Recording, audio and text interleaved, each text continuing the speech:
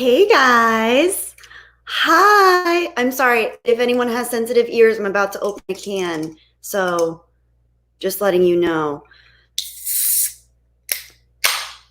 Okay. Hi. I'm so thirsty right now. Hey everybody. Welcome to the live stream. This was not a planned live stream, as most of my live streams are not planned. But hey, I'm here. You're here watching. So thank you so much for being here. Sip of Zevia root beer for the working woman. How's everybody doing? Hi, Stephen Yarnell. Great to see you. Oh my gosh. Hey, okay. Oh, the chat's already jumping. That's not a good sign. Hi, Merk S. Hi, Greer. Hi, Ultimate Toby 360. Good to see you. Hi, W Browser. Horatio. Hello. Good to see you too. Hello, Gen X. It's great to see you. Within Cells Interlinked. Hello. Hi, Something Nowhere Man, Peter Hahn. Peter Hahn, thank you so much for reminding me. I didn't eat something before this stream, so I might get hungry midstream. We'll have to see, but I do have a snack bar with me, so we'll see. Oh, Greer, you love my earrings. Thank you. They are in the shape of the Rebel Alliance symbol to celebrate Star Wars Day, May 25th, in style, with the Force. Hi, JJ, aka Sith Lord. It's great to see you, JJ. Happy Star Wars Day, my friend. Hello, Ryan Dyer. You are awesome, too. Hey, Keck44. Let me see who was here first so I can shout you guys out. I always appreciate that there are actually people that come to these streams even when I give absolutely no notice. So Something Nowhere Man was here first. And DJ Fox. Hi, DJ Fox. I didn't see you. Keck44, of course, was early. Greer was early. Gen X, you guys are awesome. Let me just say how much I appreciate you guys. I know it's been a while. This has been a crazy year for all of us. Man, it's been a crazy year. I miss talking with you guys. I miss streaming. I miss doing videos. But I'm here now, and you're here now, so that's what counts. How are you guys all doing? Yes, happy Star Wars Day. Yes, Optic Racer 21. Happy Star Wars Day. And Gary N is here. Hello, Gary N. Hello, Samuel G. Ultimate Toby got your first DBZ figurine. It looks awesome. That is so awesome. Everybody say hello to Gary N in the chat. Odd soldier. I was like, who dis? What's a Jedi? You don't know what a Jedi is? Oh, man. Well, that's okay. That's okay. I'm happy to instruct. Anyway, hello, Cassia Nowick. Hello, Amit Devecha. It's good to see you. Oh, you guys are awesome. Thank you all so much for showing up with literally zero notice. It means a lot. Just going back through the chat to see if I missed anybody. I think I said hello to everybody. So how is everybody doing? I don't have any particular topics in mind. I just figured we'd have a conversation, see how everybody's doing, see if anybody brings up any interesting, thought-provoking topics, if anybody tells any fun jokes, whatever is going on, whatever news is happening in this world. Well, I've actually, one of the things that I've taken away from this year has been I stopped watching the news. I stopped watching the news. I still read up on things. I want to be aware of what's going on in the world, but I do not want to be partaking in the 24-hour news cycle because, that keeps you in a low state. Let's just put it mildly. Ultimate Toby 360, my first time sculpting clay. Wish me luck. That's awesome. Very cool. Optic Racer, thank you for saying I look fantastic. I appreciate that. I went to the gym for the first time yesterday. Wow, I don't even remember the last time I went to the gym. It was sometime last year. I was going to the gym. I was using the machines, and I was also doing a little yoga here and there at the gym. I still do yoga, not at the gym. I've been doing calisthenics at home, mobility work at home, using my pull-up bar and my gymnastics rings. But I figured I wanted to see how the gym felt yesterday. My gym's fairly small.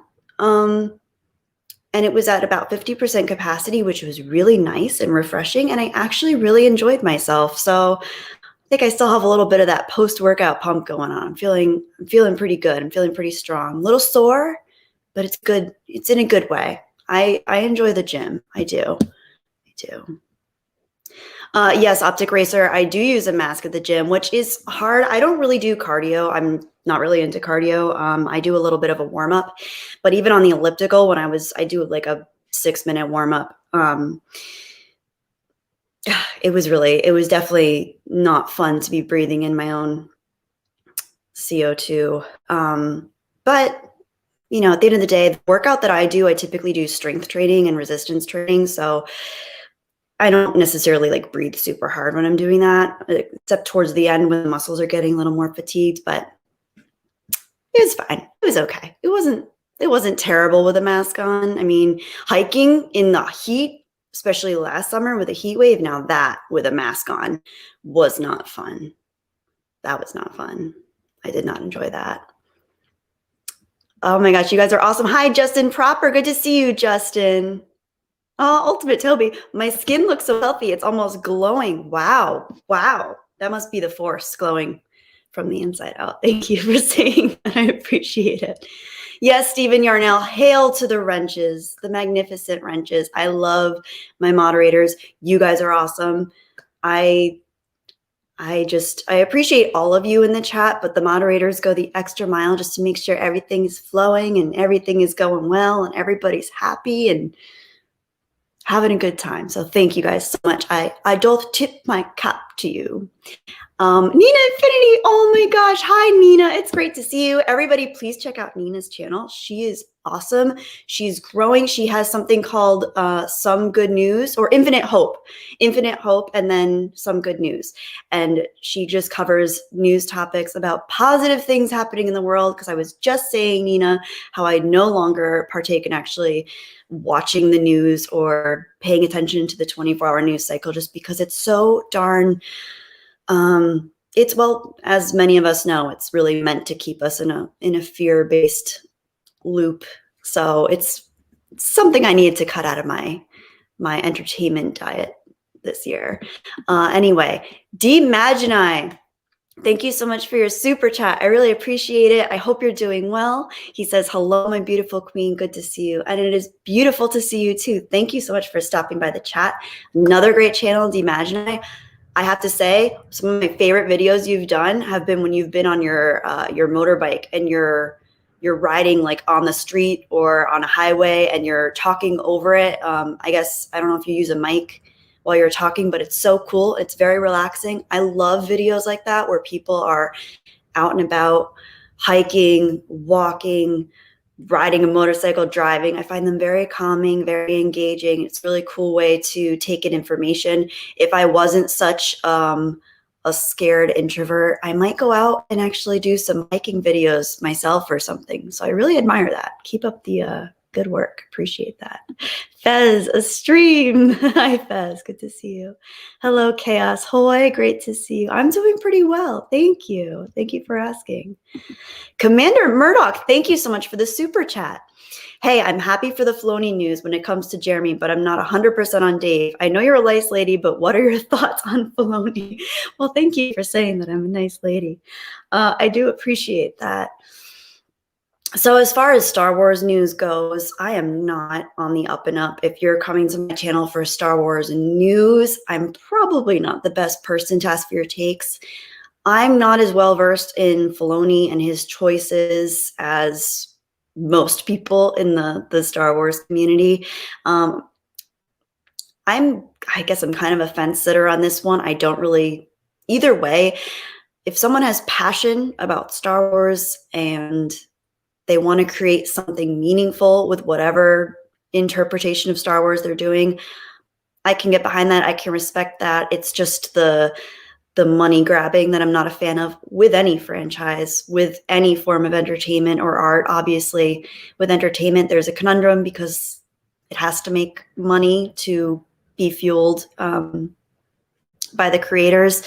But at the same time, there are so many works of art out there that are just so much better when there's actual passion and and meaning behind what's created. So as far as Filoni goes, I don't really know. I'm not really well informed on his choices or anything, and I'm not informed on the news, but I haven't been a big fan of the latest things, although I have enjoyed The Mandalorian, relatively speaking. So it's not my favorite installation of Star Wars, but I'm on board to see where it goes. I'll say that. Okay. Thread Sketch says Star Wars will never be dead in my heart. Amen. Amen. Oh, Lord Arnold's here. I don't see him, but I see someone else. I see Peter Hunt saying hello. Oh, there's Lord Arnold. Hello, Lord Arnold. Good to see you. Hello, Matt G. Hail, chat. Lord Arnold, I'm a bit intoxicated, so ignore me. Okay. Well, we would never ignore you, Arnold, but I hope you're doing well. You do you. You do whatever works for you, man. Live and let live. Luffy is God. Hello. Jedi Bunny. Lord Arnold. Oh my God, Jedi Bunny Kelly is still alive. I am indeed still alive. Thank you. Let me just make sure. Oh, I did miss another super chat. I'm sorry. Hang on, Peter Hahn. I'm going to get right to you. Oh, and Matt G. Okay, this is why. Okay. All right. I got to start paying attention. Okay.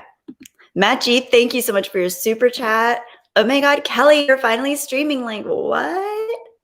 Speaking of Valley Girl accents, I just rewatched Clueless for the first time in I don't know how many years. It's a fun movie. I think it feels definitely a little bit dated, but it's fun. It's fun. I enjoyed it. I enjoy the style choices. One movie that I think holds up really well is Romeo and Michelle's High School Reunion. Now, I'm a sucker for that one. Love that one. Thread Sketch. I was just singing that song in my head earlier today. At the Star Wars Cantina. Well, and then he says, and the weirdest creatures you've ever seen. I forget how it goes, but it's fun. Oh, Snobby Acorn's here, except he has a totally different name now. Let's read it. Moon Acorn Midnight 43 M Acorn Donut Brother. That is one heck of a new name, my friend. He says, bye everyone. I'm gonna go now. I just got on, but I'm gonna go. Tell Jedi Buddy not to forget me. Okay, thanks. I would never forget you. But you will always be Snobby Acorn in my heart. Okay. Hi, Spades Creations. Hi, Groovy Entertainment. Oh, it's good to see you here, Groovy Entertainment. Groovy Entertainment, guys, for your information, has a pretty cool channel where he uploads different books on tape, records, old children's books and stuff, and he goes through them and talks about them. And I've noticed you've started doing live streams recently, Groovy Entertainment, so keep up the good work. Very cool. Also, he just left, but Moon Acorn Midnight 43 M Acorn Donut Brother also has a channel, and he has some really cool stuff there too. He even made a few Jedi Bunny songs and Jedi Bunny paintings, so check him out. Check out all the awesome people here that do have channels, because they're great. Chaos Hoy says, I stopped watching the fake news media long ago. Good choice. Good choice. Oh, Samuel G has to go. Sorry, Samuel G. We'll see you later. Hopefully you'll catch the next one. And Peter Hahn says, shout out to Drunk 3PO. Thank you, Peter Hahn, for reminding me. What would anyone's stream, what would anyone's life be without a shout out to Drunk 3PO? So shout out to Drunk 3PO, aka Jay. He's pretty much too famous for anyone now, including actual famous people. So I don't know if he'll ever even know who I am, but shout out to Drunk 3PO for sure. Thank you for the super chat. Amita Vecha, I have not seen The Bad Batch yet, but I am curious and I would like to know what you all think about it. No spoilers, please. Don't tell me any spoilers. But yes, I'm very curious about it. Okay. Oh, I'm really behind on the chat again. Of course, this is what always happens. Oh, thank you. Thank you, Commander Murdoch, for yet another super chat. Thank you. I appreciate that so much. Jedi, Romeo and Michelle's is a fun, good / bad movie. I always enjoyed Jeanne Garofalo's faster burning cigarette paper invention. Yeah. Jeanne Garofalo, Janine Garofalo, right? Janine. Yeah, Janine Garofalo. She's awesome. She's very funny. Great timing. I think that was my first exposure to her in any movie up to that point, and I was really intrigued with her style, her aura, her intensity. And as far as I can recall, that's probably my favorite role I've seen her in, just because it's so perfectly her. And the movie itself is so light and fresh and has such a sense of humor about itself that I feel like her kind of dark, meandering, not meandering, but dark, brooding character plays really well into that role. So it's the perfect like balance point, having someone with a like darker, more cynical touch as in compared to Romy and Michelle and their characters and pretty much everyone else in the film. But I think actually Romy and Michelle holds up fairly well and has some heartwarming and touching messages behind it too. But in my heart, nothing will ever touch Muriel's wedding as far as coming of age and young, growing into a sense of deeper meaning movies that are also comedies that also have depth and heartwarming tones to them. Hello, Dominic, the writer. It is good to see you too. Hi, Zach7. It is great to see you. Oh no, I'm behind on the chat again. Okay, let's keep up with this. Kelly, you can do this, Kelly. Hi, Anomaly. Oh, Anomaly Inc. is here. Great to see you. It's great to see you. I hope you're doing well. I see you finally started uploading and streaming again. I hope you had a nice break. And everybody needs a break sometime, man. Everybody needs a break to really get back into the flow of things. Burnout is real. Remember that. Remember that. Not you specifically, Anomaly, but everybody. It's so important to remember. Wise Guys. Hello, Wise Guys Entertainment. Great to see you. All right. Let's get back. Oh, Wise Guys, what a sweet. Thank you so much for the mod. Please like, comment, and subscribe. Mark the bell for notifications so hopefully YouTube cooperates and notifies you with any videos and streams. Oh my gosh. Well, thank you so much. Lord Arnold says my voice sounds off at Jedi Bunny. It must just be aging at this point. I'm not sure. I haven't eaten anything and I made myself soup at, what time was that? I don't even remember. 1 something. So I haven't eaten since then, which means I'm going to get hungry very soon. So if I'm not hungry now, that means I'm going to get hungry soon. That might be why. Hi, King of Ruckus. I see that you're here. Hello, Adrenaline Rush Gaming. Hello, Sweet Pea. Good to see you. Oh, hi, Sweet Pea. It's great to see you. Sweet Pea and I did a stream together on Jesse Milestone's channel, Mindless Entertainment, when was that? Like a month ago, a few weeks ago. I've lost all sense of time at this point, but that was fun. And I love that Sweet Pea loves Alien and Alien gaming. Generation Productions, good to see you. Hello, DM. February. Oh my gosh, was that really in February? Oh my gosh. Time is so crazy to me. Just the concept of time. It's feels anything but linear when you're actually looking back on it. Well, I suppose it isn't. I suppose it's a construct, but at the same time. Hello, Phil TMNT. Oh, Phil TMNT, looking great. Happy that you're streaming. Been an extremely rough day. You're already making it easier on me. I'm sorry to hear it's been a rough day for you. Obviously, I don't know the circumstances, but rough days suck. So I hope you find balance and calm and regulation in whatever way works best for you. That is another big lesson I've learned from the past year has been we are the only ones that can make ourselves feel better. At the end of the day, lots of extraneous things can bring temporary moments of satisfaction and balance, happiness, joy. But regulating ourselves, regulating our feelings, our emotions, just being able to orient in the world, that is really so important. So I hope you're able to find a way to regulate yourself, to feel in a better place, whatever that means for you. And I know that can be challenging because that is something that I'm working on. I'm learning as I go.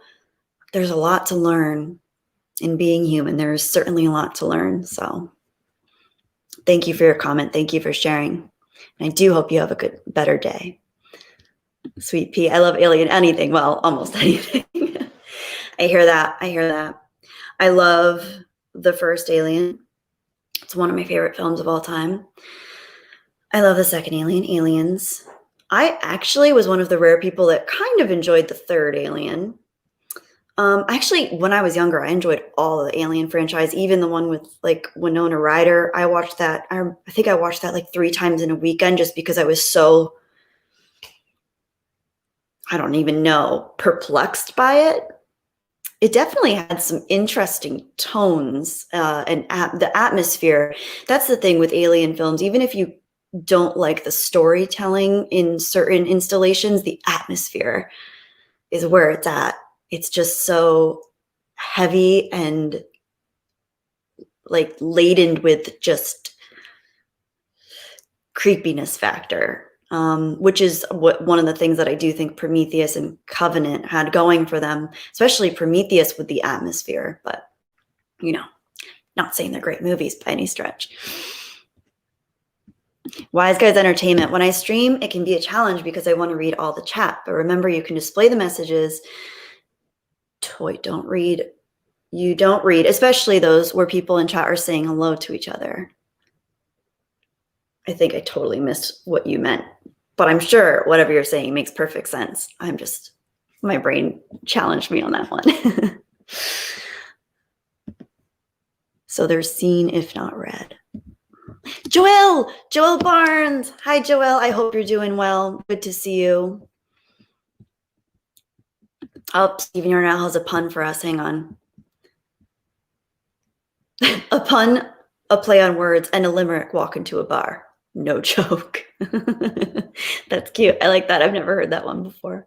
Very cute. Hello, Tim Possible. Good to see you. All right. Sweet pea. Good. You're right. You got it. See, this is why I need other people to explain things to me once in a while. Sweet pea. I think he's saying you don't have to read the comments where everyone's just saying hello to others in the chat. Yes. That's true.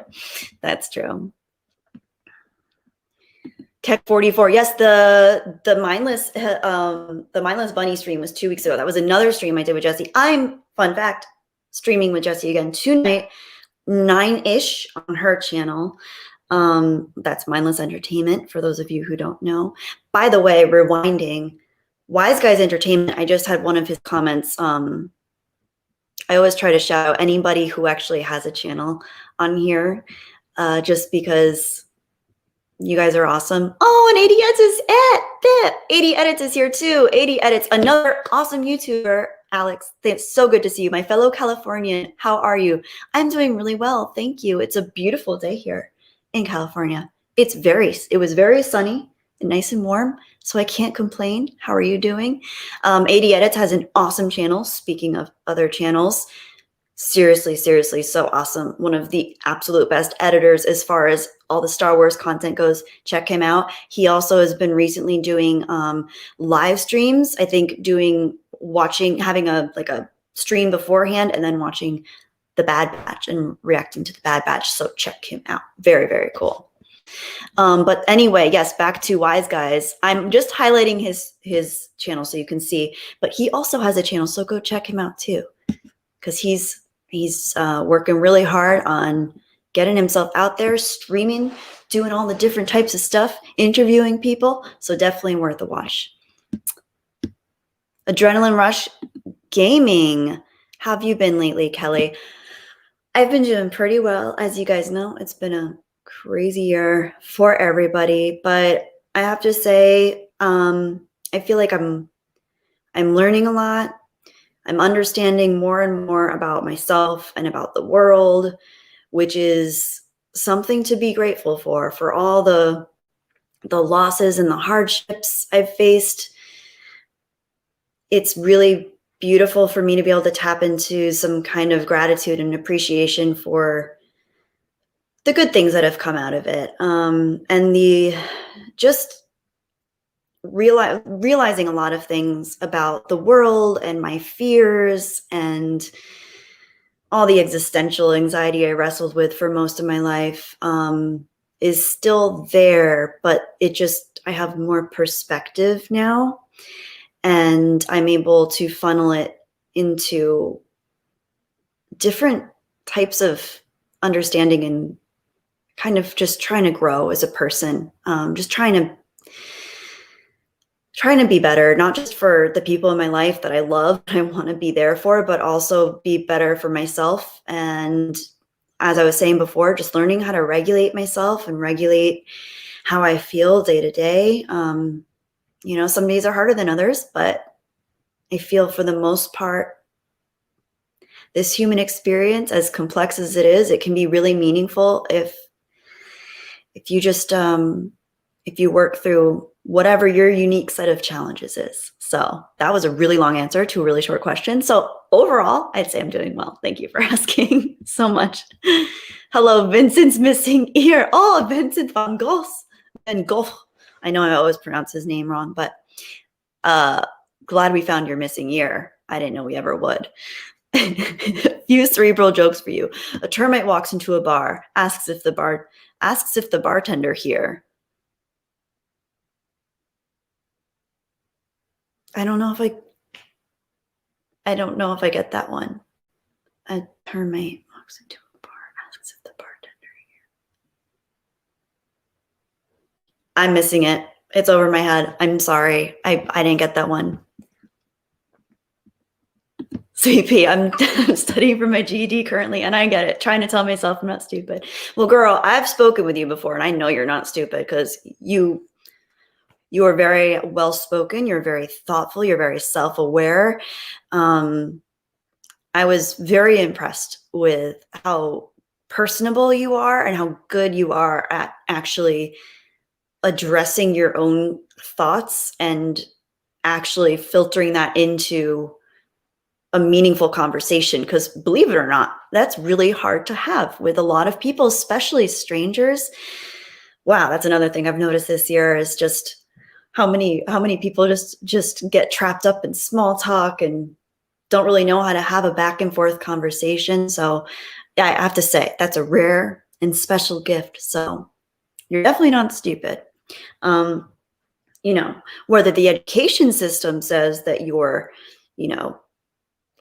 I don't know, educationally challenged, which is just such an interesting thing because, if you're only teaching, maths, sciences, English, history, and a few select other things, but you're not actually teaching people how to be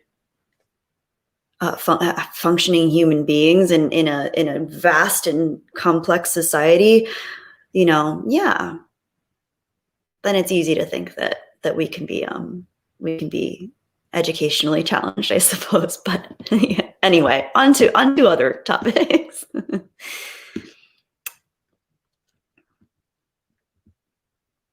Groovy Entertainment is doing my book request this Friday. So I saw Groovy Entertainment was doing, he asked if there were any requests. I think on your live stream you asked this, if there were any requests for childhood books.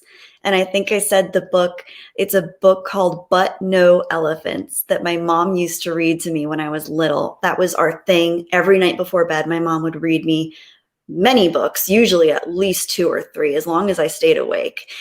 She would either read me books or she would tell me stories about her childhood or how she and my dad met and stories about their love. And so I grew up hearing stories and being read stories, and But No Elephants was by far my mom's favorite book. And now I have such an appreciation for it too.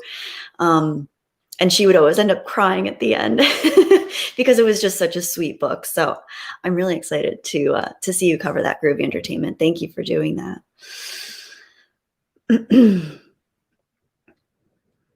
Dominic the writer, I agree. Alien 3 isn't the dumpster fire everyone says it is. Wise Guys wasn't Alien, the third Alien movie with Ripley bald on the prison colony. No, that was the one with the Winona Ryder. I think that was the fourth one. And then that was with the one with the hybrid alien that was like a hybrid between Ripley and the alien. The third one was the one with the Rottweilers that I believe David Fincher directed. My favorite part of the movie was the Rottweilers, obviously, because if you haven't seen my previous video, my dad got a puppy Rottweiler. I grew up actually my when I was a baby, my parents had a Rottweiler, and also my parents had a Rottweiler Nina for the last several years. They're one of my favorite breeds of dogs, so can't help but be a sucker for them when they're in a film. All right. Vincent's missing ear. Think of what a bar is made of. I know it's made of wood, but I didn't understand why he asked where the bartender was. Wait. Maybe now I understand it, but it's too late. I'm sorry, I missed your joke. All right. Oh, I'm so far behind. Okay. Tony Movie, Chappie Dina, Neil Blomkamp, #1 fan. Hello, great to see you. I just was at a thrift store last week? And I saw a DVD. I don't have a DVD player, but I saw a DVD copy of District 9. Made me think of you. Gotta love District 9. That's a great film. Gotta rewatch that again. Oh no, I'm so behind on the chat. Okay, guys, I'm going back. I missed 2 super chats. Oh, hang on. Oh, okay. Oh, Gary N. Okay, everybody say hello to Gary N. He is truly one of my favorite people in the world. So thoughtful, such a good friend, such a deeply good person, like many of you are. Truly awesome. Hello, Gary. I have missed your, for $20 super chat, Gary. Thank you so much. I have missed your wonderful stream. So it was beautiful to see you streaming tonight. How about a corny joke to round out the super chat? Why did the orange go out with the prune? It couldn't find a date. That's so cute. Oh my gosh. That's very cute. I like that one, Gary. I've never heard that one. There is nothing much more pure than a corny fruit joke. And that was a good one. I really like that. Sweet pea, amen. Good self-reflection is truly key to a healthy life. Yes. Yes, and the sooner people realize that, the better. I wish, there are many things I wish were taught in school or at home, but especially at school, because not every parent necessarily has the ability to impart these deeper understandings, but at least in school, when they're spending so much time and so much budget on teaching children very linear understandings of the world, very compartmentalized and frankly restrictive views of the world, I really wish things like self-regulation, how to orient yourself in the world amongst other people socially, and also self-reflection. I wish those things were taught in school, just because I feel like so many of the hang-ups that people have later in life are because we didn't necessarily learn a lot of those elements, and we have to find them out on our own. Because we're taught to think that the really important things are learning what there is to learn in school, ABCs, math, and just getting a career that pays the bills, which of course are important and imperative to having a successful modern life, with a regular income and being able to take care of oneself financially and in every other capacity. But taking care of oneself cognitively, emotionally, psychologically, philosophically, spiritually, those things are all so important. And by spiritually, I don't necessarily mean needing a religion or a spirituality, because you can be atheist and still take care of yourself from a spiritual perspective. I suppose it would be more philosophical, but yeah, those things are very, very important. Gary McGregor. Gary, I'm going to do a bad accent. Gary McGregor, it's good to see you. Thanks so much for joining the stream. That was my first shot. I think that was a Scottish accent. Although I suppose if you're a Mick, you'd be Irish. And if you were a Mac, you'd be Scottish. Okay, anyway.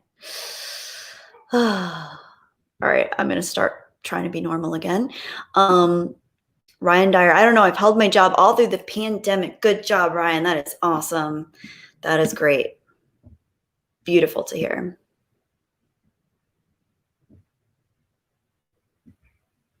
Merrick S., I have to go. Job interview in the morning for a full day of work. Already know I'm going to be tired.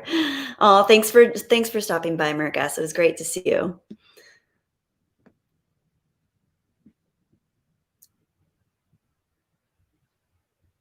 Ooh, Wise Guys Entertainment. What are you guys talking about? I'm going to highlight this comment. Gen X, you suggest a lizard origin instead of, say, a monkey. Are we talking about lizard people? Anyway, I don't know about y'all, but I personally feel like I'm a bit of a primate. Lord Arnold, Florida is much better than California. Well, I've lived in Florida before too. I have to say I do prefer the weather out here and the nature.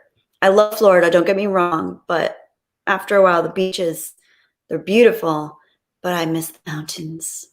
I wanted to see mountains again, Gandalf. But yeah, trust me, politically speaking, I'm not a huge fan of how the state is run with budget and a lot of the choices. So I'm not going to get into it because it's frustrating. But I can't necessarily see myself living here forever, at least not in this part, at least not with the budget that I'm working with and the income that I'm working with. It's just, yeah, it's not plausible at this point. But for now, it's working. We'll see how it goes. I do wish I lived somewhere where, you know, the cost of living was more affordable. That's the only thing. But it's okay. Making it work. Within Cells and if you're an Alien fan, check out Jodorowsky's Dune. The core artist on that failed project went on to make Alien awesome. Yes. Oh, very cool. Thank you. I will check that one out. Sweet Pea, hey, I live for long answers. Oh, then you're safe with me, girl. By the way, thank you so much, Sweet Pea, for being in the stream. It's really nice to see you here.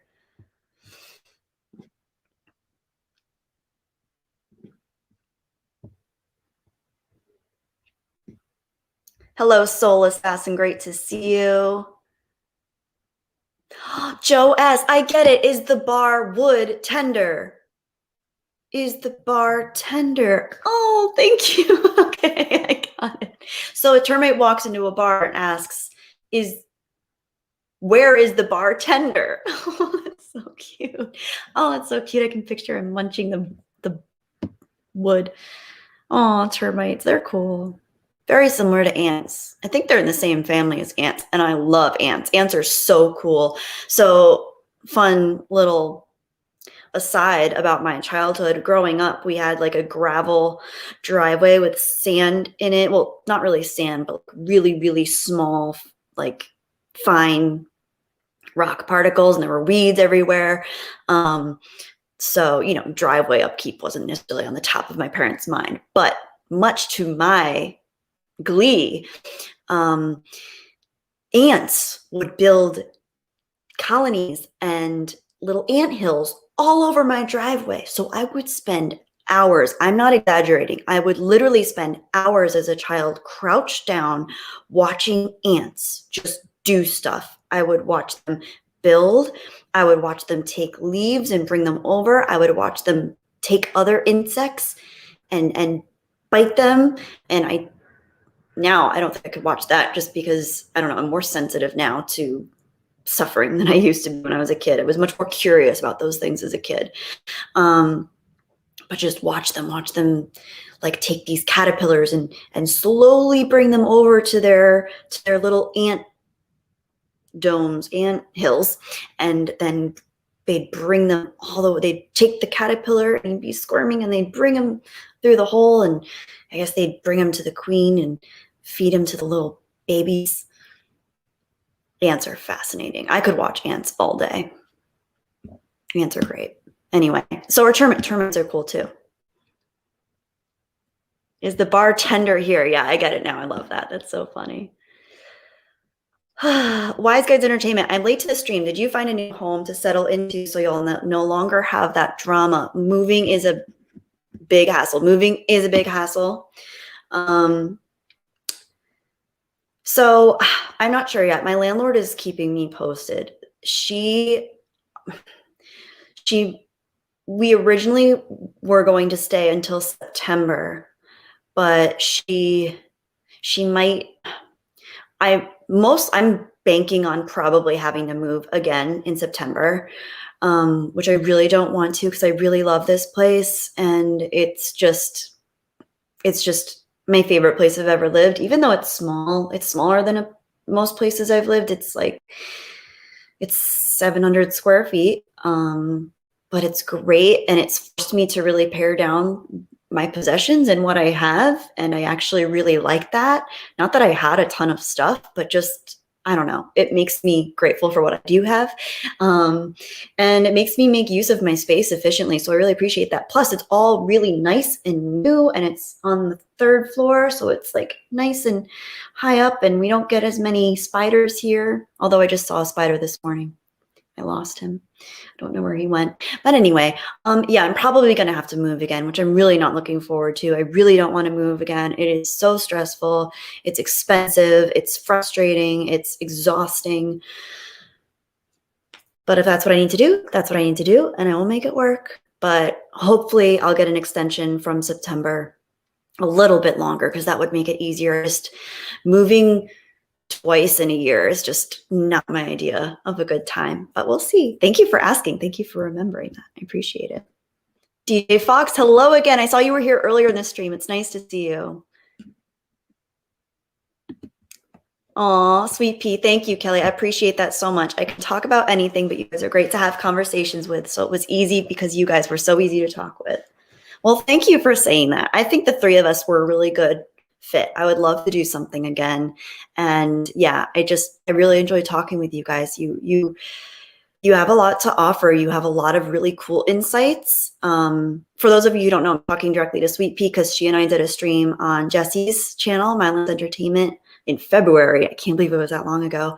We just had some really cool conversations about writing and film and Alien and all different types of stuff. Star Wars, strong female characters, what it actually means to write a strong female character in a realistic sense and a well-written sense versus what's happening now, which is just very, it's frustrating because it's so pandering and it's not an empowering way. So anyway, I digress. I know I missed a super chat. I saw it highlighted. I'm going to get to it. I think it was from some Steven. It is from Steven. Hello, Steven. Okay. Thank you. You explained it in your super chat. Thank you. It's because termites eat wood and the bar is made of wood. A bartender is someone who works behind a bar. But in this case, the joke is that the termite is asking, if the bar is tender. Thank you, Stephen. Thank you so much for sending your super chat, even though I did eventually get the joke. I really appreciate you writing it all out like that. Thank you so much. I should have just read your super chat earlier. I'm going to try to keep up with the chat and especially with super chats. When I see one highlighted, I will try to get to it right away. So without further ado, thank you so much for the $9.99, Stephen. It was great. Great to see you. Good Night Moon, Sweet Pea. That was a good one too. I love Good Night Moon.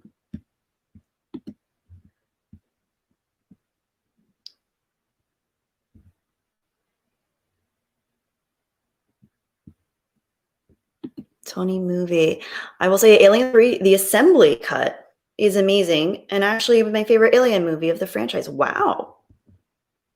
Cool. Legit 36. Hello, Legit 36.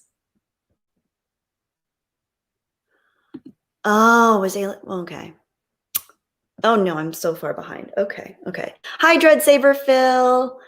Nova is currently sleeping on her cat tree.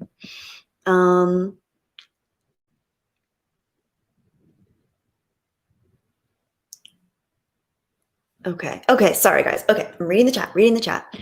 Gary. Oh, where'd Gary go? Okay. Gary. And I can relate to watching ants, Kelly. I had an ant farm. Well, me too. Oh my gosh. Flashback to my ant farm.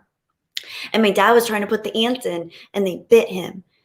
Oh, that ant farm was really cool. I really wanted to get a queen for my ant farm. In fact, if they made ant farms now, I think they still do make ant farms. I would love to get an ant farm and have a queen and just have an ecosystem of ants.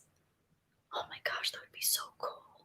I think you can get a queen. Maybe one day when I am settled in whatever space I'm living in, and I know I won't have to move an ant farm, then it might be worth it. Because it was so sad to just know that the ants were really toiling away with no real purpose. Because when you talk about ants and ant colonies, they really do need a queen to sustain their life, because they're a tyrannical society at the end of the day, and without a queen to produce the eggs. But then again, I guess if you had a queen, you would need drones, which are the male ants that can impregnate the queen. Yeah, I don't know how that system would work. I need to learn more about ants before I go on my new ant journey. Anyway, let me keep up with this chat. Ooh, hello, Spiritual Ascension. Good to see you here. My dad worked at S4 Area 51. Ooh, do you have any stories? Any stories from your dad at Area 51? I'd love to hear. Aliens. Wise guys, I'm not starving myself. I have this bar here. As soon as I get hungry, I'm going to start eating it. But I'm not really that hungry yet. And I feel, I don't know. I love soup. This is probably, I don't know, maybe it's an obsessive thing, but I make soup for myself, like a big bowl of soup every single day. I've been making, hi Nova, what is this? Everybody say hello to Nova. Oh, hello everybody. Wow, it's been so long since I saw you. I hope you are doing well. Hello. Yeah, I make a big bowl of soup every day. I love it. I love soup. First, I saute some vegetables with a little avocado oil, some celery, some carrots, some cabbage, all different spices, black pepper, umami seasoning. And then I add a little bit of water, and then I add more seasoning, because you got to do it in steps. I'm not going to go into my whole soup recipe, but it's amazing. And it keeps me full for a long time. But I love eating. Don't worry, guys. I will be eating this at some point. Adrian Stone, you can have the ants that invaded my car. Please take them all, the queen included. Oh, no, that must be. Wow, that must. Ooh, yeah. Get some ant traps. You know what works? Much to my dismay, I had an ant infestation a couple of years ago when I used to live downstairs from this unit. In around the fall time, and those tiny, really, really cute little ants they started coming in through my bedroom, and then they started coming in through my kitchen. They were everywhere. There were probably hundreds, if not thousands of them. And I tried making my own like little ant traps. I looked up whether you could catch and release ants. You can't, apparently, and you can't live with them. As much as I didn't want to hurt them, you just can't live with them because they get into everything. So the best traps that I tried using dry, regular ant traps. They didn't work that well, but they love liquid ant traps. So if you can get your hands on liquid ant traps, I think they sell them on Amazon for like less than $5. Get yourself some liquid ant traps and put them in your car, because they need to take the poison. It's so sad, but they need to take the poison back to the queen to kill the entire colony. It's very sad. I wish it didn't have to happen that way. But unfortunately, that is one part of nature that just doesn't really mix in human domestic living. Sailor Cecil. Yay, a stream. I also see a kitty. Yes, that's Nova. That's Nova. I'm gonna I had my phone here just in case I missed anything, but I think I see everything. So I'm just gonna turn it off so it's not distracting me.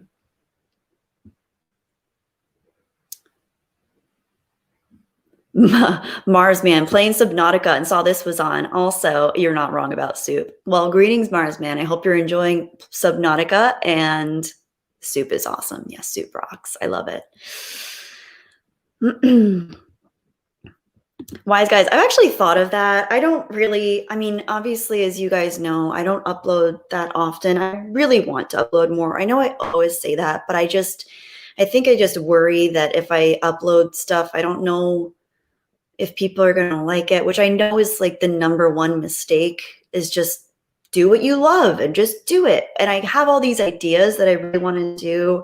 I actually went to the La Brea tar pits recently, and I thought I would love to just record a short little video talking about, because it was so beautiful. The La Brea tar pits are so beautifully done, and they have these sculptures of these Colombian mastodons that were made in like 1968 or something, and they're in this tar lake, and it's just so beautiful. It's like a moving sculpture, and I really wanted to talk about it and record it, but I didn't. But I would love to. Even when I go hiking, I think I'd love to record hiking videos, but then I don't know.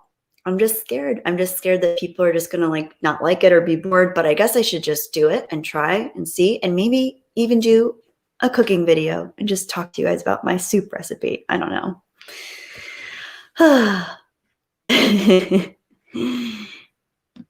Kelly, just FYI, the best insect deterrent is a desert eagle. Is that a real eagle? I would love a real eagle. Oh my gosh. That would be so cool. I would love a pet eagle, but then they'd have to eat like mice and bunnies and stuff, so that would be sad.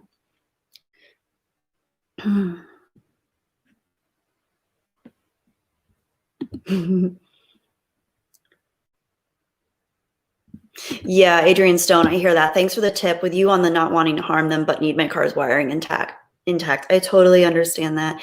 My dad several years ago had a mother mouse with babies in his. He has a small SUV, like a Honda SUV, and I went to visit him, and I didn't know about this, but I just happened to see a mouse trap on the floor of his car. I was like, hey, why is this here? Actually, is that how it went? Or did he tell me that there was a mouse trapped? But anyway, oh yeah, the mouse, it was a baby mouse and it got away. These were the cutest little field mice. The mother had 3 babies. So I was like, oh no, we are getting rid of those traps.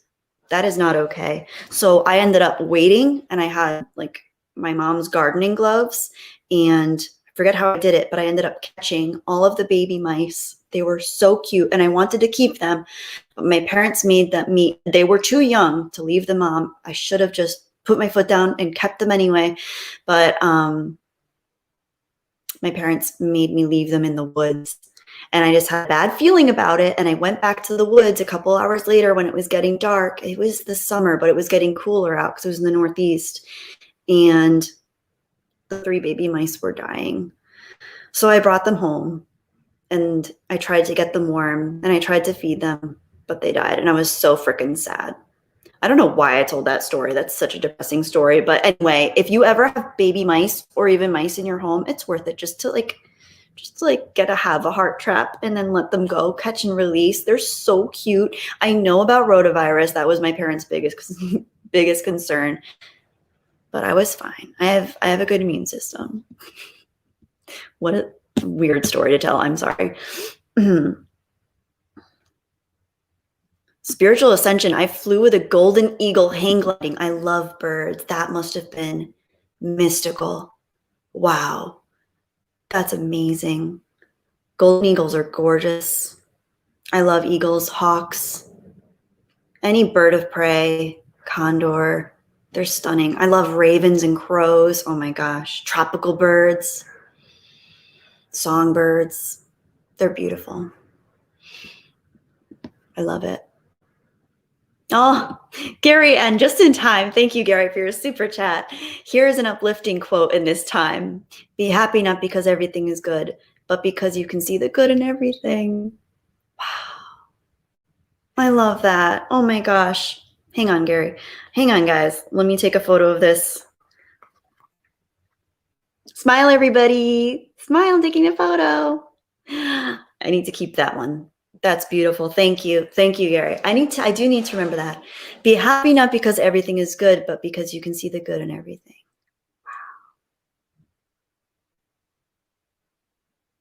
Wow. I like that. Yeah.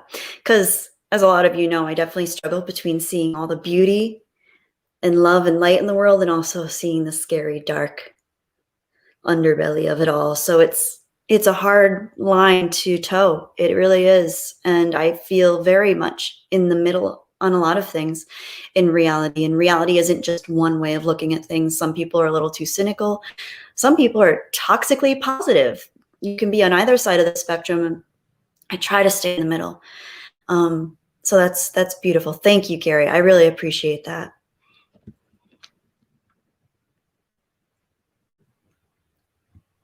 Wow, thank you. Beautiful. Oh, Porkins. Hey, Porkins. At work, but wanted to stop by and say hi, Kelly. Hi, Porkins. It's great to see you. Did I really freeze? Adrenaline rush gaming. I froze. Whoa. Trippy. Oh, it's a type of handgun. Deserty. Deserty. I wouldn't want to shoot insects with a handgun. I don't know how effective that would be. I don't think the accuracy would be what I needed for that type of thing. Maybe a squirt gun. Actually, I had a friend growing up this must have been in the 2nd or 3rd grade. My parents had a bit of a wasp problem in our shutters. So my friend Cole, he would bring his super soaker over. It was like what was that? It was a water gun. It was a super soaker, but what brand was that? Like a Nerf super soaker? I don't know, super soaker. We both had them when they were like the pump kind. So we would fill them up with water and we'd bring extra water outside and we'd shoot the wasps. We'd shoot the wasps with the water and then we'd stomp on them. Now I feel bad that we did this. It's like so wrong, but we would kill I don't know, dozens of wasps a day after school. We'd be on the school bus and be like, hey, want to go shoot wasps at my house? And be like, yeah, we'd go shoot wasps with water guns. It was fun. It's probably really dangerous, but it was so fun. Man, childhood in the 90s was pretty solid. Really enjoyed it. Oh, Vagabond Ninja, thank you for the super chat for $10. Happy original Star Wars Day, Jedi Bunny. Thank you. And I am wearing my Rebel Alliance earrings to celebrate. Yes, I am part of the Rebel Alliance and a traitor. Happy Star Wars Day, guys. The original Star Wars Day. Indeed, Thomas Woodford, and hello. Yes, they're the Rebel Alliance Starbird. Adrian Stone, Laramie was the Super Soaker original brand. Really? Generation Productions, Toxic Positive. That is a new one on me. Yeah, so I just recently learned about this too. Toxic positivity is when someone is so positive all the time that it actually invalidates and minimizes other people's suffering. So, for example, if I were to say, hey, I'll use you as an example. Hey, Generation Productions, I just wanted to vent a little bit and say I'm having a really crappy day. This has been a terrible year, and I just feel like today I'm just feeling awful. And if you said, that's okay, just look on the bright side, everything's going to be fine. Throughout all of our interactions, I would eventually feel like I couldn't come to you with real problems because I'd feel so invalidated and I feel my problems were minimized. So it's a real psychological phenomenon where people that are always trying to be positive and are always trying to be happy, which is definitely a pitfall that I've fallen into before I kind of started trying to be more aware of how I affect others, how others affect me, just being more aware of, I don't know, human interaction, but also mental processes.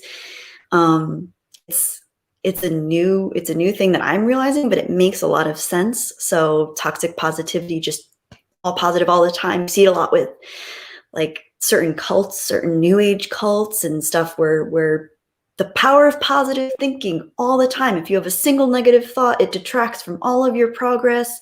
So that sort of thing. It's very interesting. Always something new to learn.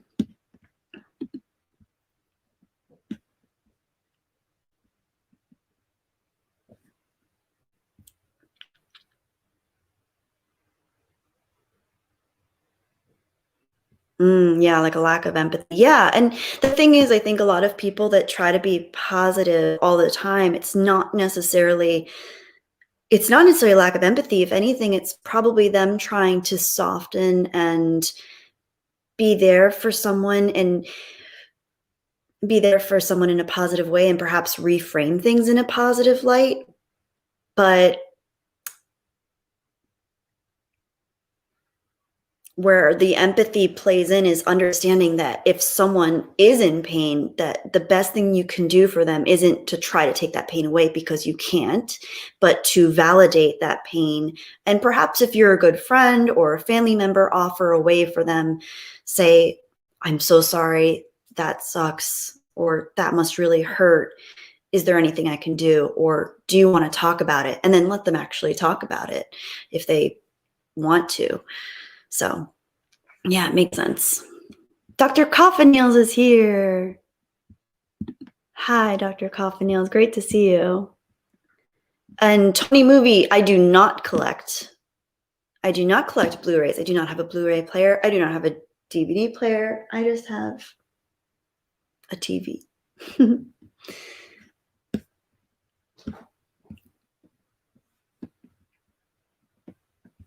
Wait, I saw something I really wanted. Oh yeah, I like this. Sweet Pea says, it's not a good thing to live in certainty because things are guaranteed to get better. That sounds pessimistic, but it's actually very practical. Indeed. I would venture to say it's a more stoic approach as well, which is really, really, really stoicism can be a very healthy approach for sure.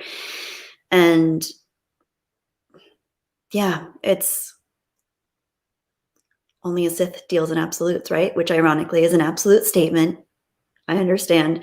But there is definitely something to be said against black and white thinking, dealing in absolutes, constantly thinking that the world is one way or another, people are one way or another. It really is important to examine our judgments and our opinions and think about whether that is really reality or whether it's just conditioning, the story we've had, the pain that we've suffered from that's made us view things a certain way, view people a certain way. So yeah, there's a lot to untangle, but it's totally worth it. Totally worth it. John Talks is here. Hey, John. Oh my gosh, it's good to see you. John Talks for a $10 super chat. Thank you so much. Hey, Kelly, good to see you streaming. Well, it's good to see you, John. It's really awesome to see you. I actually thought of you the other day. I was going to text you. I saw a video. My dad sent me a video on the 3 different, what was it? The 3 different army ads for China, for Russia, and then for the United States. And I had a feeling you'd appreciate that. So I thought of you. I'll send it to you if I get the chance. You might have already seen it. It's probably why I didn't text it to you, is because I said to myself, if I know Johnny's probably already seen this, but let me know if you haven't and I'll send it to you. Oh, by the way, guys, I'm sure you know who John Talks is, but if you don't, go check out his channel. He does really, really funny edits on a lot of the craziness going down in the world right now. So definitely worth it to check out. And his live streams are awesome too.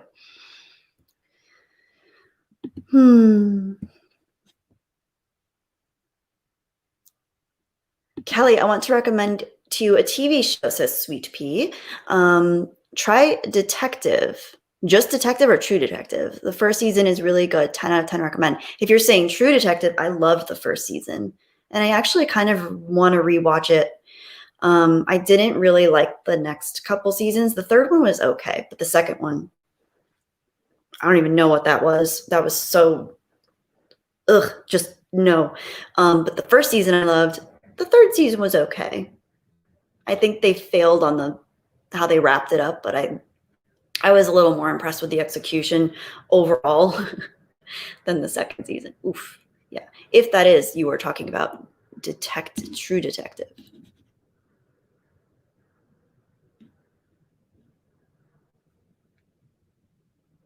I had to kill, oh, sorry. I see you guys talking about wasps. I had to kill a wasp last week. I felt so bad. Or was it last week or 2 weeks ago? Ugh. This wasp was so persistent. I knew I didn't want to hurt him. But as soon as I saw him starting to build his nest, he was out collecting paper and wood all day. And then he started spitting it up on one of my beams out there. So I had to go to the store and I had to get a wasp killer and I had to kill him. And I felt so bad. I know everybody's going to say that wasps are bad and you should, but I just don't like killing anything. But he was so persistent. I tried getting him away. I tried spraying different things that he wouldn't like the smell of. I burned incense out there. Nothing would get him to leave. He just insisted on starting a nest. And I knew as soon as he started, or she, I don't know. I don't want to assume wasps' genders or how they present themselves. But as soon as they put out the call to the other wasps, I'd have a whole wasp nest. And I couldn't, so I had to kill them. It was very distressing. And there's Dr. Goffenale's wasps are complete bastards. Don't feel bad, Kelly. Thank you. I know. And I understand. They would have been more harmful to me and possibly even Nova. So who knows? It was totally a necessity. I was protecting my home. I was protecting my property. Okay, Stephen Yarnell, thank you so much for your super chat. For $9.99, to be is to do. Socrates. Love Socrates. What an awesome dude. To do is to be. Jean-Paul Sartre. I always pronounce this name wrong. Sartre.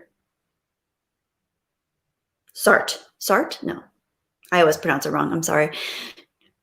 Doobie-doobie-doo, Frank Sinatra. Kelly, you have a beautiful soul. I'm excited to see what you do with your channel or otherwise. Thank you so much, Stephen. Oh, that's beautiful. Thank you. I really appreciate you saying that. Oh, thank you. Thank you. Wow. Thank you. Yeah, I want to do more with the channel, which is why I streamed today. I did not feel up for it. I got home and I was like so tired. I thought about streaming. I thought I have the afternoon free because I wasn't doing the girls stream today. And at the last minute, I decided, you know what? I'm going to stream. And I'm so glad that I did because it's so good to reconnect with you guys. It's so good to talk with you. I found an old video that I recorded in 2017 or 2018 when I still lived in New York. And I'm actually in the process of editing that right now.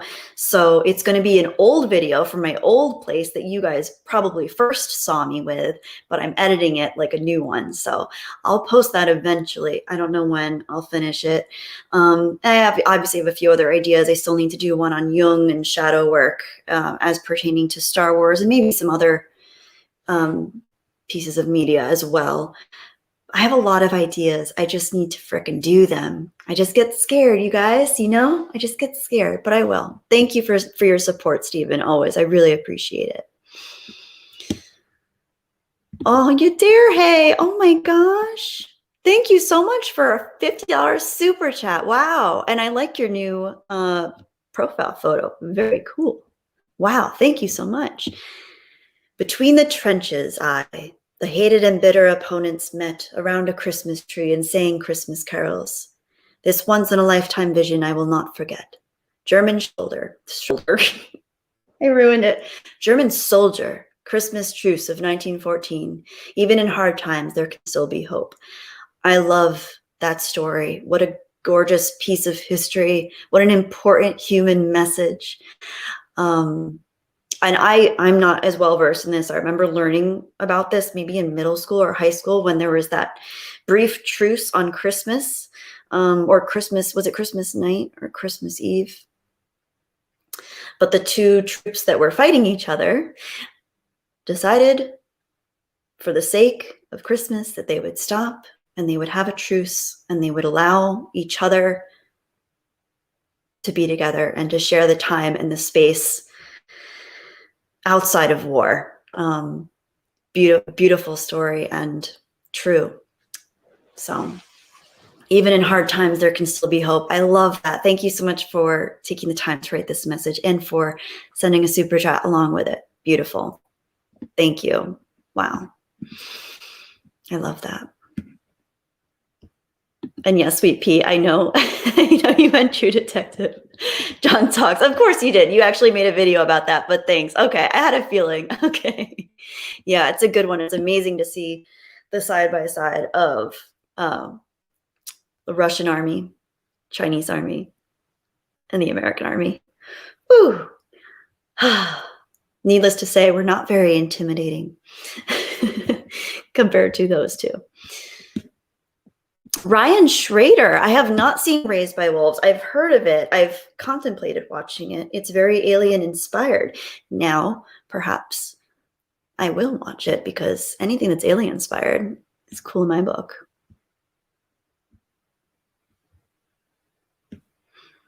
Oh, Eagle Rider. Hey, love. It's good to see you, Rosetta. Aw. Rosetta's here. I love you too, girl. It's beautiful to see you here. I hope you're doing well. I caught one of your swan, was it cygnets, baby swans, a couple weeks ago. That was so beautiful. Great job. So very cool. Within Cell Centerlink. Dang, let the super chats flow. Sweet Pea, talking about True Detective. I felt like they were trying to recapture the magic of the first season, but you can't catch lightning in a bottle twice. You just got to wait for a new storm. Indeed. Once in a while, you'll see a show. I think it's challenging with anthology series to capture the same tone, but with different characters. So I understand that. One of my favorite anthologies, other than The Twilight Zone, which in my opinion, you just can't beat. I think I've seen every episode of The Twilight Zone now, but I loved Black Mirror the first couple seasons when it was still a British show. Oh my gosh, I loved Black Mirror. That was amazing. There's a show out on Apple TV that I'm personally enjoying. I'm a big fan of horror, and I like supernatural horror when it's done in a kind of like, I don't know, in a more grounded way, if that makes sense, because I know supernatural obviously infers that it's supernatural, but I like when it has a tone of realism to it. And this show, The Servant on Apple TV, I don't have Apple TV. I have a friend that gets it to me. But The Servant, I think, is really well done. It's actually produced by M. Night Shyamalan, but it's one of his better works as far as I'm concerned, and it has a really good cast. One of the actors that was in the Black Mirror episode, I forget what it's called, The Entire History of You. He's a British actor. Also the actor that plays Ron Weasley. Lauren Ambrose, who's a phenomenal actress. She was in 6 Feet Under, one of my favorite series. It's a really good cast, and I really like it. The episodes are 27 minutes long. It's 2 seasons so far. I was worried about the second season and the execution just because I always get nervous when a first season is really impressive to me. I get nervous that the second season might fall off or jump the shark. So far, so good. I haven't finished it yet, but really enjoying it.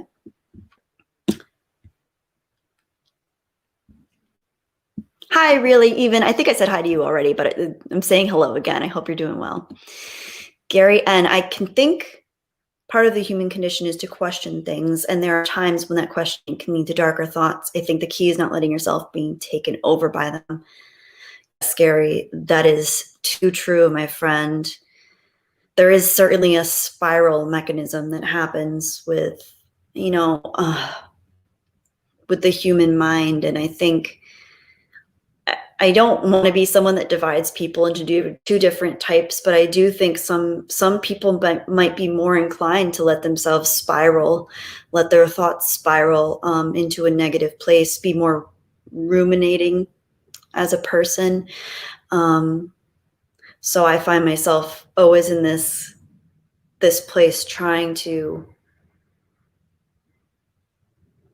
balance out those thoughts. But it's interesting because you have to build a strong foundation first, and some people don't, unfortunately, have a childhood or experiences in their developmental ages where they're able to build a firm foundation, where they're able to really regulate themselves, orient themselves to the world in a healthy way altogether. So I find people that haven't been able to build that strong foundation are more likely to kind of spiral into dark thoughts. And I certainly consider myself among those. It's not to say that I didn't have a wonderful, beautiful childhood, but certain experiences definitely left me feeling more scared and wary of the world.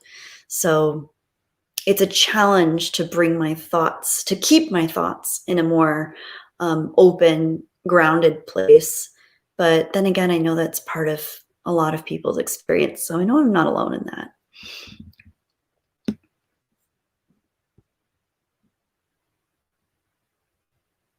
Sweet Pea, what were your thoughts on Bly Manor? Because I was a big fan of Hill House. I love Haunting of Hill House.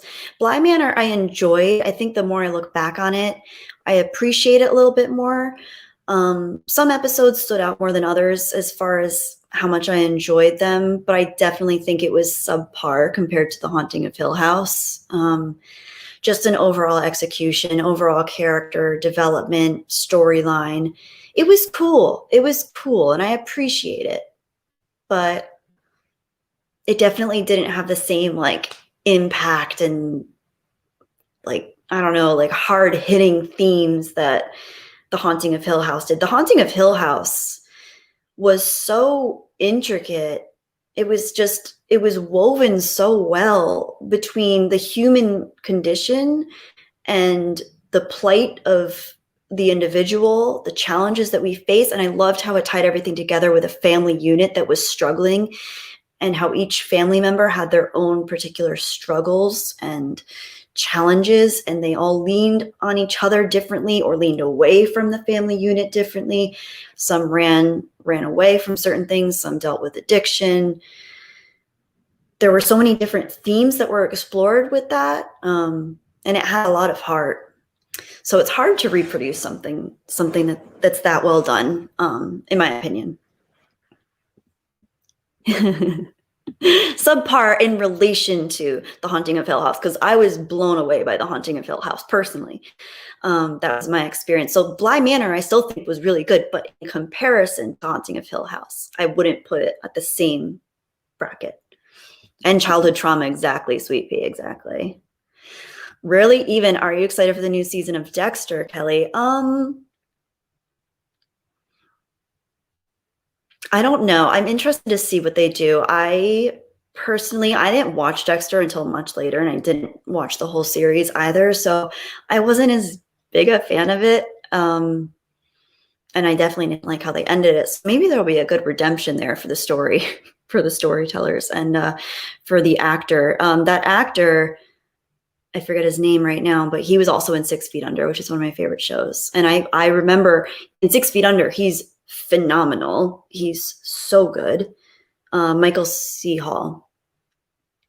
I mean, every actor in that is really good. It's a really great acting piece for any of the ensemble. But then when I saw him in Dexter, I was so like underwhelmed with the performance. I understand that he's supposed to be playing a psychopath or a sociopathic homicidal murderer, but I guess homicidal murder is redundant. But yeah, I just wasn't that impressed with the performance. Yeah, or the show itself. Sorry if I'm offending anybody that loves Dexter. But I'd be interested to see how they do the new one.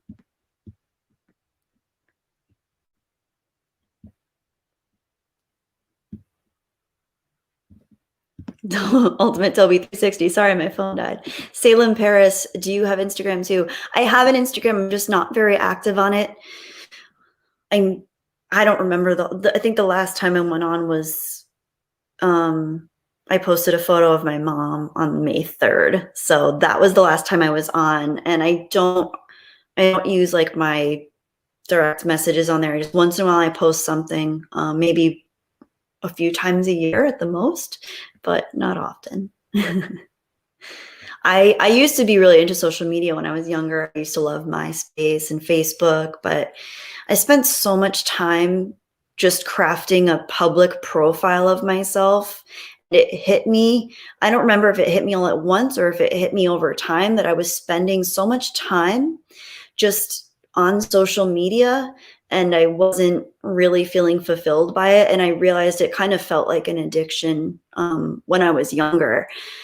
So and even now going on, even when I sign on to Instagram, which is very rare, it's just the way it's designed, the way the app is coded and the algorithm of it, just like any other social media tool, it's so addictive. And so I really, really make an effort to not go on often unless I really just feel deeply inclined to. But yeah, long story short, I have an Instagram, but I'm just not very active on it. But then again, that's not to say that people that are active on it are doing anything wrong, because I think for different people, it suits them. For some people's lifestyles, for some people's careers, it's really important to have a social media presence. I could probably benefit from having more of a social media presence, but for me, just doesn't, I'm just not a fan of how it makes me feel personally. I never want anyone to think that I'm making these grand statements about what other people should do. These are just things that I find work best for me. I just heard my neighbors go, woo! So we'll see. Maybe they're having a party. Tony Movie, Chappie D9, Neil Blomkamp, #1 fan. Jedi Bunny, I will say I've been doing pretty well. I can't tell you how happy I've been living with my dad, and we've been looking for a house, but haven't found one just yet. That's awesome. Congratulations. That is very cool. I'm happy. I'm so happy to hear that you're doing well and you're living with your dad. Very cool that you're looking for a house. Good for you. Good for you.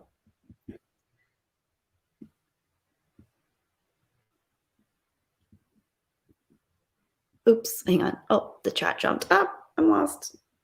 Zeke Root 315. Good to see you. Hope you're doing well.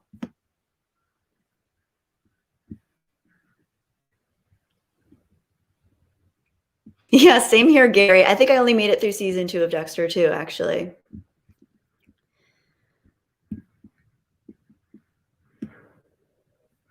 Spiritual ascension. Ooh, interesting. If people knew what comes after this, they would love God's children. Interesting. I would like to hear your expansion on that. Bearded Nerd. Hi, Bearded Nerd. Hey, you. I'm just going to bed, unfortunately. Got to be up early, but wanted to say hi. Great to see you. Well, it's good to see you, and I hope you're doing well.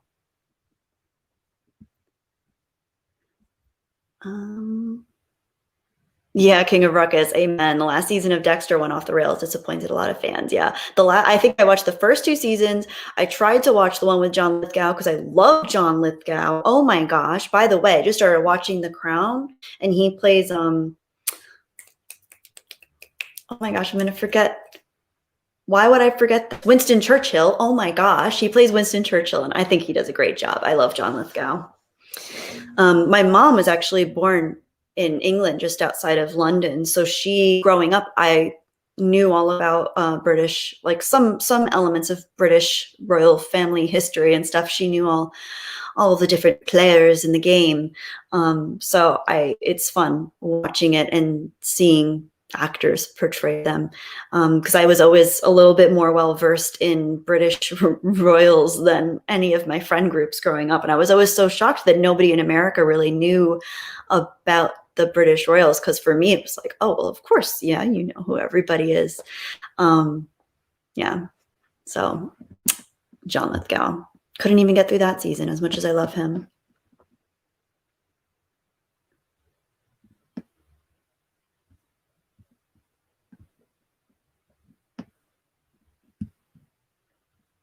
Yeah, Sweet Pea, I agree. Talking of Mike Flanagan, who directed Dr. Sleep as well as The Haunting of Hill House, a few other great adaptations, Stephen King adaptations, Gerald's Game I really enjoyed too. Sweet Pea says, he seems to really understand King. He even mentioned Ka in Dr. Sleep, which I was blown away by. Not one time has Ka been mentioned in any of King's adapted work, except maybe for Dark Tower. Yeah, I love how much Mike Flanagan not only loves King's work and the lore and but I feel like he elevates King's work, because don't get me wrong, I love Stephen King. He was my favorite author throughout most of middle school and early high school. But there's definitely something to be said for directors like Kubrick, who I personally believe elevated Stephen King's work to another level, like a quantum leap. And also Mike Flanagan, I think what Kubrick did with King's work was he elevated it to a place of I don't know, just I can't even get into it because I'll talk forever about it. But what Mike Flanagan does is he adds so much heart, and he sees the heart, because Stephen King does have heart, and there are heartwarming moments, but I don't think like lines up as well as when Mike Flanagan does it. He really adds the layers of depth, like of like developmental psychology and childhood trauma and all of the different elements that really make heartwarming things heartwarming, because you get the payoff, you get the buildup of understanding why people are the way they are, and then the payoff of seeing them either change or challenge themselves, which in my opinion is the best thing you can do psychologically with any character, at least speaking in positive terms. Anyway, super chat from Commander Murdoch. Thank you, Commander Murdoch, for $5.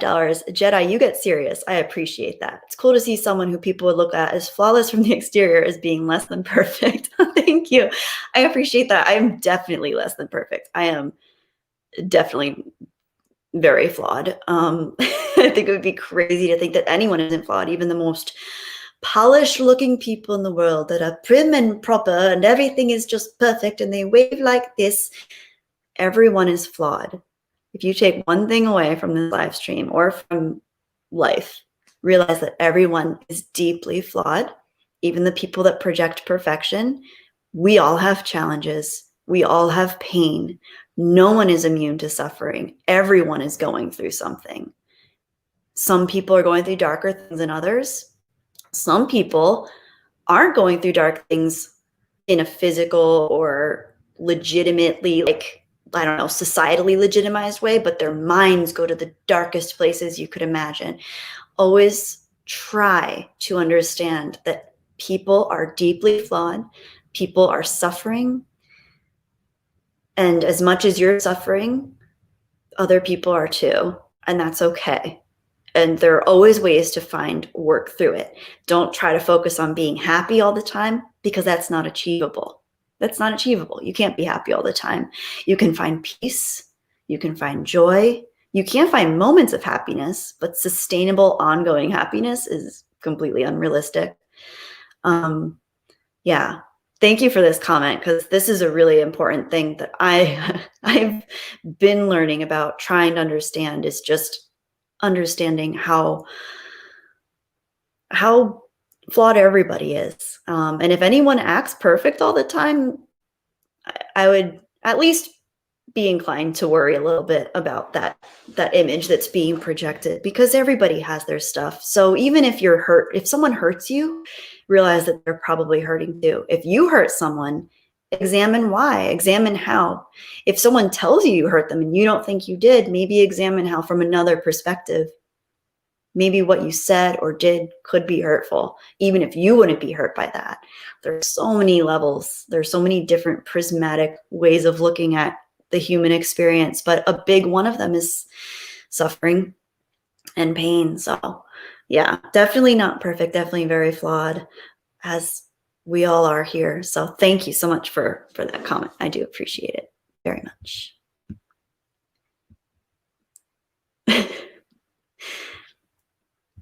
Nice, Sweet Pea. I had to delete my Facebook account and I've never been better. Nice. So yeah, I still have mine just because I have a lot of family internationally, friends internationally, that I just know that if I deleted it, I wouldn't be able to see. Like, I have cousins that have babies that I want to be able to see, and I'm not be able to see them, but I don't go on it frequently. But knowing that it's there, plus my mom had a Facebook account and I want to still be able to like see all her photos and stuff. So Thomas Woodford, good night, Kelly. Enjoy the rest of your day. It's always a pleasure to catch your live streams. Good night, Thomas. It was really nice seeing you here. Oops, okay. Oh, the chat jumped again. Okay. Oh no. Oh, meow meow. Okay, here it is. Oh, I saw it. I found it. Gary N with her $50 super chat. Thank you so much, Gary. A movie recommendation for you, Kelly, but I think you have to be in the right frame of mind to really enjoy it. I saw it several years ago. Ooh, it's a mind trip of a film about life, death, existentialism, and tragedy. It's called Enter the Void. Thank you, Gary. I'm taking a photo of this. Smile, guys. I'm taking a photo of you. So I remember it. Enter the Void. Have I heard of that? I don't know that I have. I'll definitely check it out because that's right down my alley. I love that kind of stuff. It's another big thing I'm realizing is I need to be in the right headspace to watch and engage with certain things, because sometimes if I'm feeling just unsure of myself or deregulated or down, I need to surround myself with things that are a little bit lighter or more, I don't know, upbeat. But I love exploring deep, dark, existential things, life, death, all those little nuggets of reality. So thank you so much. I will definitely check that out, Gary. And thank you so much for the $50 super chat. I really appreciate it so, so much. I'm so happy to see you in the chat. Stop the Philosophical Zombie says, Kubrick is probably my favorite director. Yeah, me too. I think David Lynch and Kubrick are pretty much tied for me right now. I love them. I love them both so much. But I guess I'd have to say maybe I like David Lynch just because I feel like he's just an amazing human being in general. Pretty much every actor that's ever worked with him has absolutely loved the experience. I think I've touched on this before, but Kubrick was not necessarily the best actor's director. I mean, he did a phenomenal job, but the amount of takes that he took and some of the psychological digs he took at certain actors or actresses, shall we say? Interesting. Tony movie? Oh my gosh, I just watched Shrek recently too. I think I watched that like a month ago, maybe. Shrek. So cute. John Lithgow is an incredible actor, and I was just watching Shrek just recently, and he does a great job voicing the character of Lord Farquaad. Yeah, he's awesome. I always forget that he's Farquaad because he just melts into the role so well. He's so funny. Oh, John Lithgow's amazing. I used to love that show, Third Rock from the Sun. He was so funny in that. Man, they all were, though. They were all great. I'm just sorry, guys. I'm just plugging my phone in. For those of you who don't know, I'm going to be doing a stream with Jessie Milestone on her channel, Mindless Entertainment, tonight at 9-ish. So I probably shouldn't stay on too much longer. I'll try to stay on a little bit longer, but I do want to eat something before I go because I'll be really hungry if I don't. Oh, thank you for saying that, Optic Racer. That's very sweet. I want to read it out loud because I'm going to be humble, but that's very sweet. Commander Murdoch, you should. I know you're not talking directly to me, but you should watch Dr. Sleep. I really enjoyed it. It's different. It's not Kubrick. It's not Kubrick at all. It's very different. Flanagan and Kubrick are two entirely different directors and artists. Entirely different approach, but I did enjoy it. I thought it did justice to The Shining. I think it really nicely melded the worlds of Stephen King and Kubrick and both of their very different interpretations of The Shining.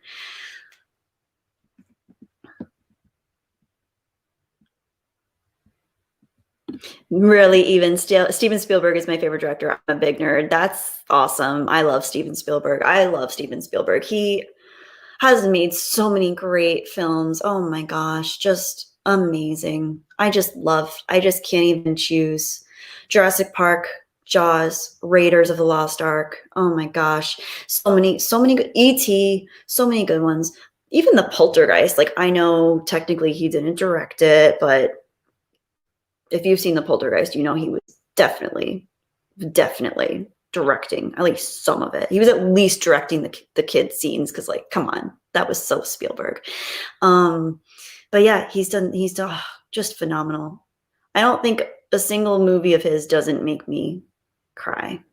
They're just so beautiful. Spielberg is like, it's funny because a lot of film snobs just write Spielberg off, but he's phenomenal. He's phenomenal. He's a phenomenal director. It's just amazing. Oh, gosh, can't even.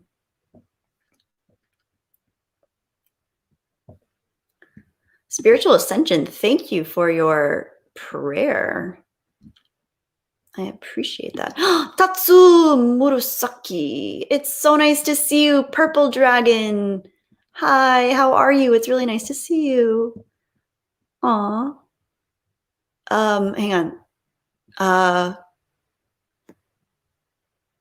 Konnichiwa. Right? Is that how you say hello? And domo arigato. Attack Pig, I'm flawless. I know you're flawless, Attack Pig. You're the one exception in the human race that is flawless. How could I forget?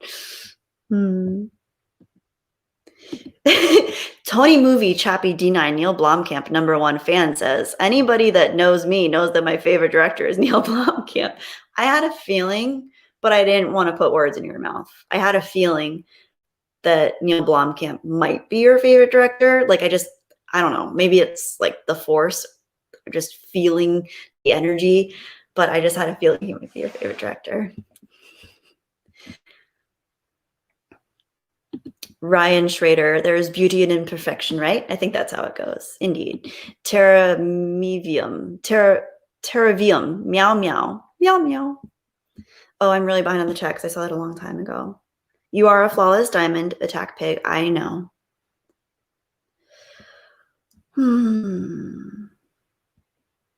Optic Racer 21. I will read this one because this is about you guys here in the chat. He's speaking with Commander Murdoch, and he says, at the same time, she, meaning me, Jedi Bunny, attracts a quality audience like another very smart girl, codenamed Sweet Pea. And you guys, I love it. At Jedi Bunny's channel, I feel elevated and relaxed. Elevated and relaxed. I love that. Thank you very much. You guys are awesome. See? Quality audience, you guys. Martin Falabella. Yes, but most of the people don't recognize others suffering. That is the sadness of it. It's important to recognize. Definitely, if you guys take one thing away from today's stream, just realize that everybody is going through something. Everybody is suffering in one way, and you are too, and that's okay. Whatever it is, whatever your stress is, whether it's work-related, family-related, health-related, existential, philosophical, whether it's childhood trauma or baggage that you still can't work your way through, we're all going through something, and that's okay. But it's understanding how you can move through it better, stronger, and how you can recognize that other people are going through it too. That is the kicker.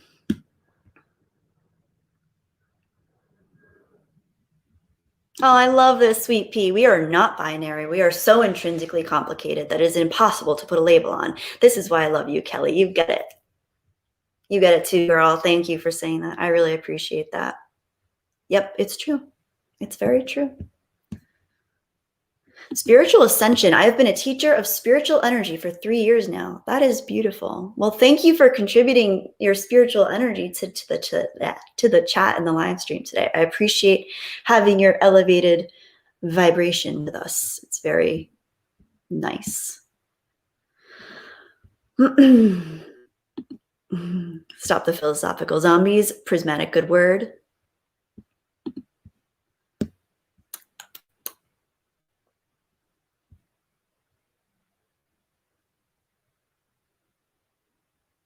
Oh, I love this. Voodoo Magic 101. I believe in content joy, unbridled euphoria. In content joy, unbridled euphoria, but happiness is a lie sold for cash. Very well said. Very well said. And hello, Renaissance man. Greetings, sir. Greetings, good sir. It is so nice to see you. I don't know what accent that was. That was morphing. Okay. I love that one, Gary. That's a classic. I've heard this one before. Here's another corny joke. Why did the cookie go to the doctor? He felt crummy. So cute. Adrenaline Rush Gaming. Die Hard. All right. John McTiernan. I'll take it. I do love Die Hard. Alan Rickman. Oh, Alan Rickman. All right.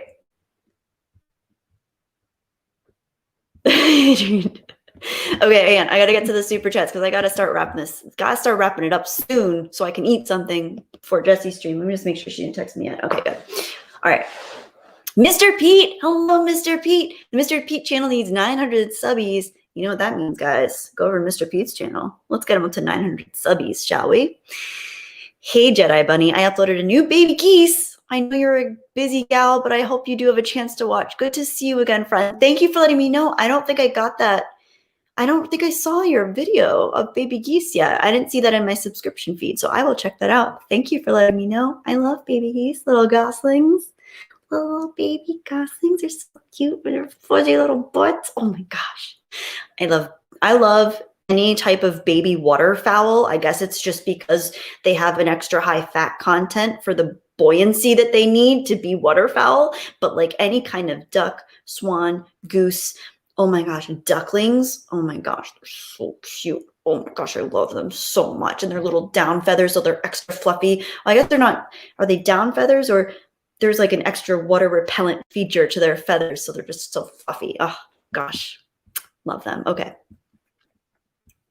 Gotta, and thank you for the super chat. If I didn't mention that, Mr. Pete, thank you so much. Jeremy Sears, $25 super chat. Thank you so much. Wow.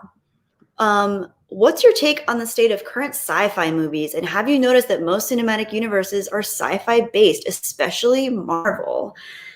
You know, I think a lot of production companies and just the entertainment industry as a whole have realized the marketability and strategic financial value of fandoms and what is a bigger, more lucrative fandom than the sci-fi one. So unfortunately, whereas a lot of us sci-fi fans love seeing our superheroes, our comic book characters, our stories being told on the silver screen and other big blockbuster-esque mediums, a lot of it is about the bottom dollar. So a lot of these films are being executed very, very quickly with gigantic budgets, but not a lot of heart, not a lot of soul. I love good sci-fi, but I'm trying to think of the last big budget sci-fi movie I saw that I enjoyed, and I can't think of it. Small budget, independent sci-fi, I love. There's some great small budget sci-fi pieces out there that I've seen that are just awesome. I can't think of any off the top of my head at the moment, but there's a lot of great work out there. There are a lot of great writers and directors that actually have a passion for the storytelling and for true the sci-fi genre that really gets at what sci-fi, I think science fiction really at its core is man kind of looking at himself and his place in the universe. So good science fiction doesn't necessarily need all the explosions and CGI effects necessarily. It can be elevated by those things, of course. Any film can be elevated by having wonderful effects, whether practical or digital. But I love seeing stuff that's a little bit more pared down and stripped down of those things, so you really get to see whatever the internal struggle is matched up with the external struggle. So War of the Worlds, for example, a lot of that is you have the protagonist's inner struggle as far as keeping his nuclear family safe, but also the struggle of, and I'm thinking of the War of the Worlds that I guess Spielberg did in the 2000s. So this is Tom Cruise. Yeah, Tom Cruise. So it's like, not only is he's trying to keep his nuclear family safe, but he's trying to keep them together and whole as far as their psychological well-being and their cohesive unity as a family. And he's being matched up against aliens, or The Thing, one of my favorite sci-fi films of all time. John Carpenter's The Thing, where you have all of these men studying something for the purpose of science, but then you have all this conflict of who's who, what's what, all of these struggles of actually being in their own minds with their own endeavors, but they're struggling against this thing that has no face and it can really become anything. So there's this great unknown element and just figuring out, who is it? What is it? but I can't remember the last time I saw a really good sci-fi that was big. Maybe some of you in the chat know. I'm not sure. But yeah, great question. Great question, Jeremy Spears. Thank you so much. I really appreciate that.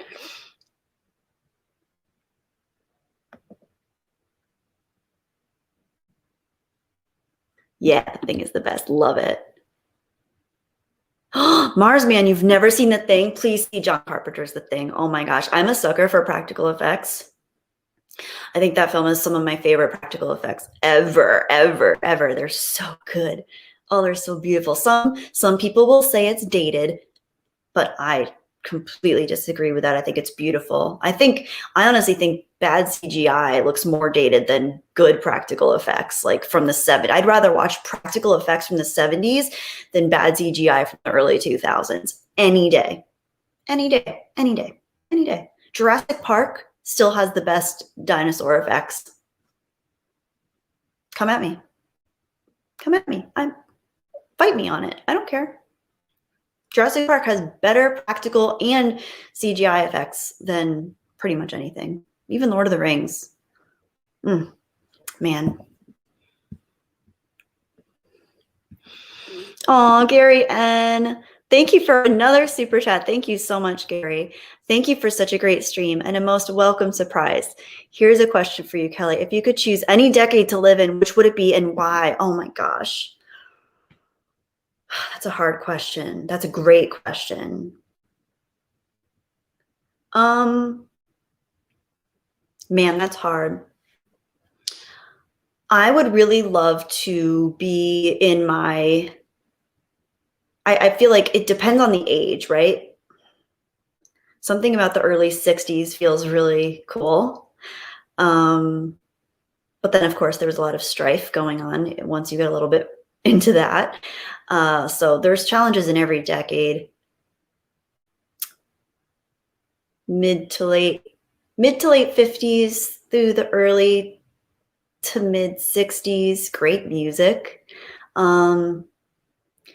Then again, I think it'd be really cool to be in like my early 20s in the 90s. That would be fun. So that could be fun.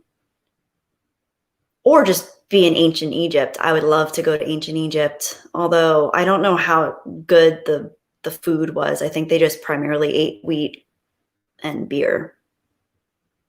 And I guess they had vegetables and some fruit and some meat. They don't have the soup that I make. That's really good. I don't know. That's a great question, Gary. I have to think about that one. Thank you so much for your super chat. I love that question.